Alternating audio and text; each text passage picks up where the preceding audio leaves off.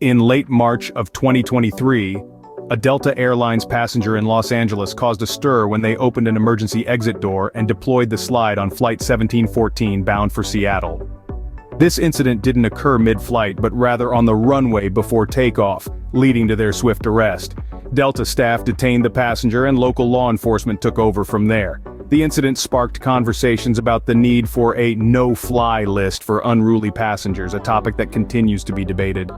A few months later, in June, another incident occurred on an Asiana Airlines flight from Jeju Island to Daegu International Airport. A passenger attempted to open the emergency exit door mid-flight, causing a wave of panic and fear. The passenger was subdued by cabin crew and arrested upon landing. The man was reported to be in a distressed mental state and wanted to exit the plane due to feeling suffocated. Despite the scare, the plane landed safely, with 12 passengers taken to hospitals for minor symptoms. In response to this incident, Asiana Airlines banned the sale of emergency exit row seats on its A321-200 jets.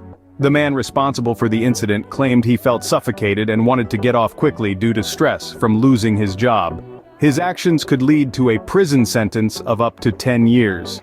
These incidents remind us of the critical importance of safety measures and the intense training that cabin crew undergo to handle such emergencies. It also raises questions about mental health support and the pressures that can lead to such drastic actions.